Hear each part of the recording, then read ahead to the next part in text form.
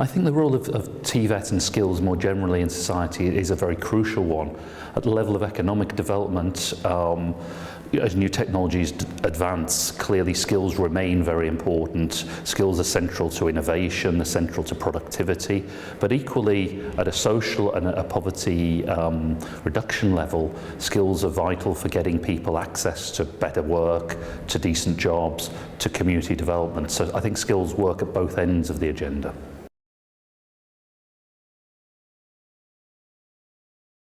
The current state of knowledge on skills and TVET is regrettably very weak. The third International Congress on TVET in Shanghai 3 years ago focused on this as one of the major issues facing the field. There's a paucity of good knowledge across a range of areas. Part of that is the rate of return analysis, and Stefan Durkheim, as a chief economist from TVET, has commented on the weaknesses of the methodology of rate of return analysis. But even leaving that aside, we have relatively few good rate of return analyses. They're inconsistent in what they show. But we have a real weakness across a range of other areas. We have a lot of work that's been done at the policy level of changing national systems, which has been going on for 10, 15 years. So we have a huge investment in things like national qualifications frameworks, new funding regimes, in institutional reforms. We have almost no credible research about what has happened with those things. So we have lots of policies, but very little evidence about those policies working, very little about theories of change that would explain why certain reforms have worked, if they have, and relatively few of them have worked, but we just don't have enough about why certain policies work, why they don't work, what the incentive systems are, what the institutional frameworks that allow or disallow change are.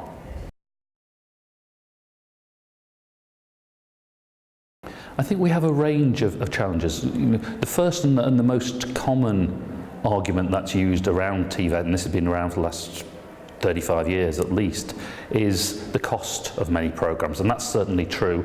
A lot of TVET programs cost a lot because they necessarily require small class sizes, a lot of infrastructure development, a lot of materials. So, in many cases, there's a concern that programs are too expensive. Another major thing is the status of TVET. So while certain elements of technical and vocational education and training are very high status, a lot of it is low status. A lot of it is seen as for people who can't do other things. This, of course, relates more to societal views about what's good work, what are high status jobs, than it does about TVET inherently. But it's a major problem that the field faces because there is a blind spot here. Of course, for many policymakers, the vast majority of policymakers themselves have not gone through vocational systems and tend to have very negative views, often not based in any evidence. So there are big issues there about status, about cost. I think then we have challenges that I've alluded to already, that the turn in TVET reform in the last 15 years or so has been a policy and governance turn. A lot of investment has gone into developing new policies, developing new structures and systems, but actually we lack a really coherent story of why those were going to work. In a sense, they assumed, in my view, a set of institutional capacities that weren't there. That's why the reforms were necessary. But there weren't the conditions to make those reforms work. There weren't the capabilities within societies to achieve the things that were being driven. That relates, of course, on then into the state of industry in many countries. So, the orthodoxy is you must have very large, very strong industrial employer involvement in skill systems. Of course, in many countries, there are very few strong employers to be part of that dialogue. So it becomes very problematic to listen to industry when actually industry is a few large firms who are very resistant to talking to the mass of informal employers who are very small scale. So we have a problem of that dialogue between the partners. In the ILO system, there's a vision of a tripartite conversation. But employers in most countries are very reluctant to speak to trade unions. There is little in the way of a dialogue there, and so though all those things are very problematic elements of the whole story. Of course, part of the debate about skills is, can skills make a difference? Now, in many economies, we do not have growth of jobs, even where economies are growing fast. That growth is relatively jobless, and much of that growth of jobs that is there is focused in on precarious work, on short-term work, on the kind of work that very little skills are required for. So there's a big problem in, almost the assumption that skills is going to be the answer. Skills can't be the answer on its own. It has to be part of a wider change in society. It can then be an engine within that, but it can't be the silver bullet that's going to solve everything.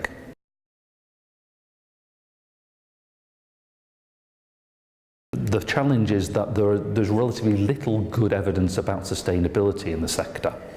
Where the evidence seems to point is, of course, to systems that have maximised the level of partnership and dialogue and networking that are going on. So where you have got employers and providers who are engaged in conversations, who do have trust, who are sharing information effectively, then systems are more sustainable.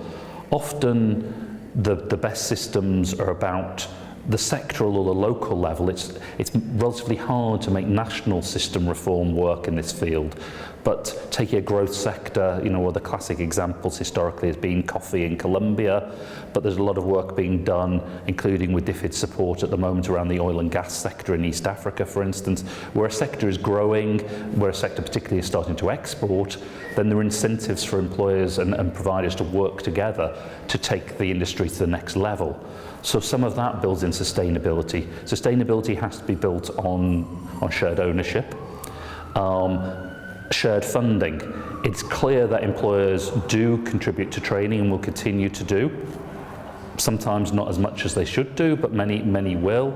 That workers and prospective workers will invest in their skills, and that governments will invest in that. But what we need is a viable combination of those different elements so that you've got sustainability. So it has to be built on dialogue, it has to be built on partnership, on ownership, and sustainable funding across different providers of the money.